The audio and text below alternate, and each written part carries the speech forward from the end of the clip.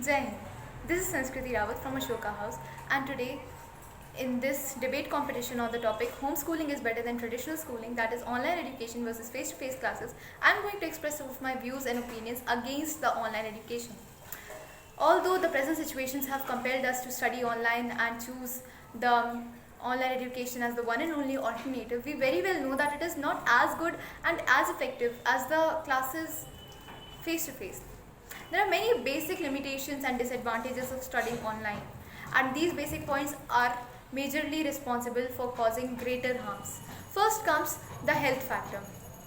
A student studying in class 10th, according to my experience, on an average studies 4 to 5 hours minimum online, and this time can exceed even further when it comes to social media. Study says that higher screen interaction for a longer period of time can result in computer vision syndrome, and we are very well aware of the symptoms of this syndrome, like blurred vision and strained and dried eyes and headache. Screen interaction can also result in poor psychological well-being and mental illness as well, like less curiosity, lower self-control, more distractibility, more difficulty in making friends, emotional instability and inability to complete any task. Among 14 to 17-year-olds, high users of screens were twice more than two ever have been diagnosed with depression, ever diagnosed with anxiety, or have taken medications related to behavioral or psychological issues. Screen interaction with poor postures can also result in neck and shoulder pains and sleeping disturbances, higher release of dopamine that leads to addiction and reward seeking, obesity, and overall and harm to overall health. At the same time, whenever we used to sit loose or show laziness in our classes in the school, our teachers always used to say that sit straight, because they knew these things and they wanted to develop discipline in us. With this comes the other big factor that the online education lacks, the factor that decides our success: discipline.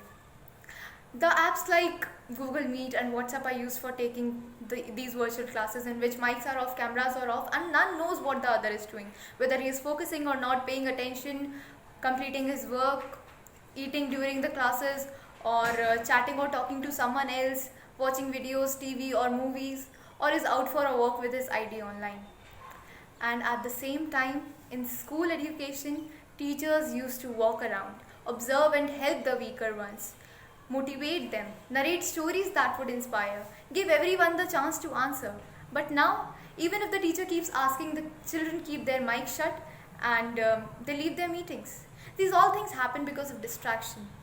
Teenagers at so tender age lose their path because of the distraction caused by the web named internet.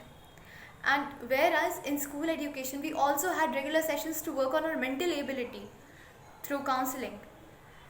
There are many more other harmful factors that are caused because of this online learning and online education, like learning disability or lower self-confidence, because more time spent watching other videos and other online contents on the digital devices means less time exploring our own ideas, experiences, stories or art.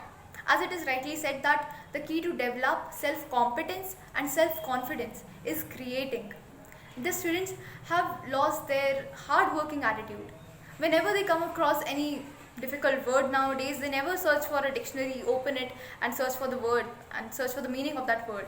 Instead, they say, okay Google, hey Siri, hey Alexa, and they get the meaning in a snap.